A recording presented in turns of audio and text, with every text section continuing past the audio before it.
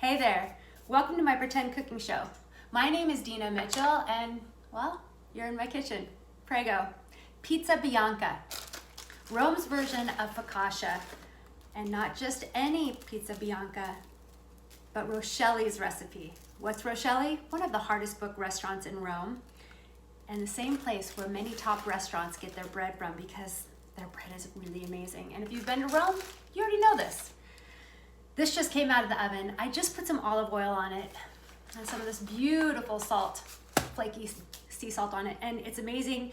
I can't wait to dig into it, but let's get into the recipe first. So, whew, let me set this aside. Let me show you.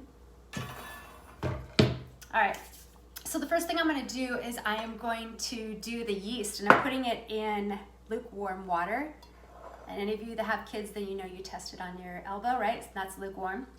So not too hot, and definitely just kind of takes the chill out. So we are going to use, if you're using fresh yeast, you're gonna use 1/2 gram. I am using instant yeast, which is, or active dry, sorry. So I am going to use half that, and I'm gonna use 1/4 teaspoon, if I can get it here, 1/4 teaspoon of active dry yeast. So that's one little trick. If you have a recipe, it says fresh yeast. For active dry, it's exactly half. And I am going to put a sweetener because the yeast loves something sweet. It's gonna help it activate, help it bloom. And I'm putting 1 teaspoon of sugar. You can also put honey, put anything sweetener, as long as it's natural sweetener, in order to help it come along. And I'm gonna let that rest for like 5 to 10 minutes. So I am gonna get started on the bread, okay? The Pizza Bianca. So flour, preferred is 00 flour. And this is a heavy flour, ground ultra fine. This is the flour of choice most often in Italy and many parts of Europe. And really the reason why people that have like a sensitivity to gluten don't have a problem when they're in Italy, because this flour. Alternatively, you can use another heavy flour, heavy meaning it's got a lot of protein. You can use, what is this? Bread flour, or you can even use a combination of the two, but I don't suggest you use AP flour. So we are going to do 500 grams or 3.5 cups or so. And I love using these scales so I don't have to do the measuring cups. I can just kind of pour it all in. So we are going to do 00 flour. And I love Caputo. You can get Caputo off of Amazon. Or online. Amazon's super easy. And they're out of Italy, so this is the true Italian flour. All right, 500 grams.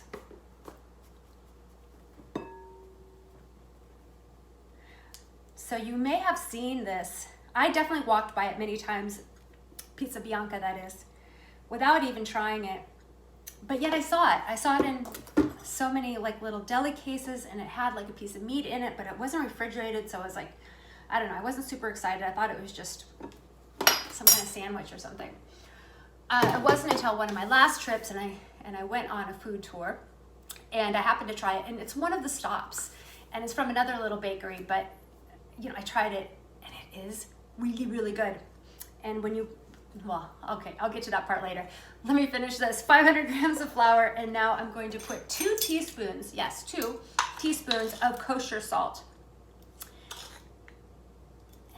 That in. Oh, and that's 13 grams. Let me give that a little whisk. And I am going to, here's a little secret ingredient, because this is Roscioli's recipe. It's 50 milligrams of milk, and 50 milligrams is just under 1/4 cup. But I suggest you do the milligrams. So by the way, on the measuring cup, one side says cups and the other side usually says milligrams, just to make it easy. So I'm gonna kind of just mix this up a little, kind of get it started. And then my yeast, I went ahead and prepared one about 10 minutes ago. Let it fully bloom. Let me just do this really quick. And when it fully blooms, it's gonna have like little bubbles at the top. That tells you it's active, it tells you it's ready. And I put that in, I don't know if I mentioned, I put that in 340 milligrams of lukewarm water, or 1 1/3 cup. All right, let's mix this together. And I'm actually gonna put this on the mixer with the dough hook, but just so I don't have to worry about it not incorporating some stuff on the side and have to scrape more often, it's easier for me to kind of get it started in the bowl and then let that do the work. Alternatively, you can knead this yourself, but you're gonna knead it for 10 minutes. Not that big of a deal, but you can use the machine and have that do all the work with the dough hook. So I do this until it's like kind of fully combined. At this point, I can adjust if I need more flour, and generally I usually do. Depending on what climate you're in, you may need an extra tablespoon or more of flour, and this is when I would really know if I needed it. And it is a little wet, I can tell right now. Just a little bit. So I'm gonna add just a little bit in there. And then as I work with it, I can tell if it's sticky at all, then I can go ahead and add more. And then put it on the machine for 10 minutes, which I've done ahead of time. This machine do all the work for me. Thank you, machine.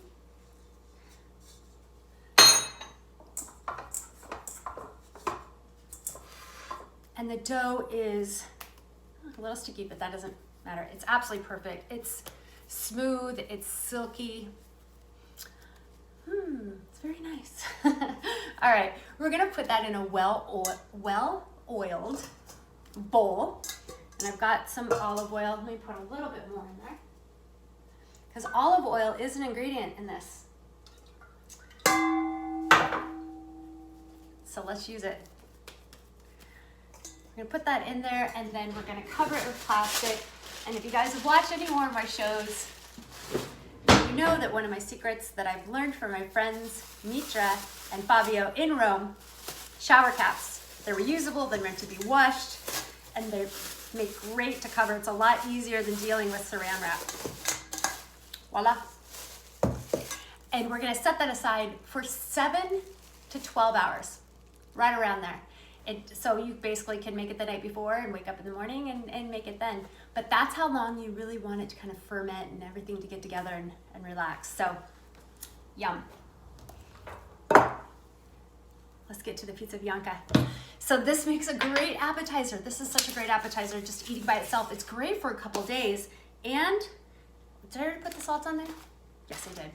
I just wanted to add more. You may have seen this, like I said, in the deli cases, and it usually has, like, my favorite is when it has mortadella in it. So good. So good. It's basically easy to make. You kind of just throw it together, and next morning, good to go. All right. I think this is good. Wow.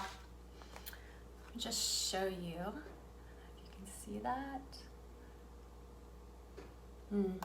Crunchy on the outside, soft. So like all the flavors in this, the depth, the finishing is like the olive oil and the salt. It's not just any bread. So this is how we're going to make it into a little sandwich. It's kind of like a flatbread. And again, this is Rome's version of a focaccia. And this isn't the kind of sandwich where you need mayonnaise. No mayonnaise here, just a really good piece of meat. And if you guys haven't had mortadella before, please try it. It's so amazing. And this one has, let me just show you. It has little pieces, where is it? Little pieces of pistachio in there, and sometimes you'll get it without as well. You can just get the regular and chop up some pistachio and put it on there if you want. So this is my favorite way to have it. Just a little piece of mortadella inside the Pizza Bianca white pizza, and yum. A bite for you and a bite for me. Thank you for watching my pretend cooking show. My name is Dina Mitchell. Please like and subscribe. Ciao.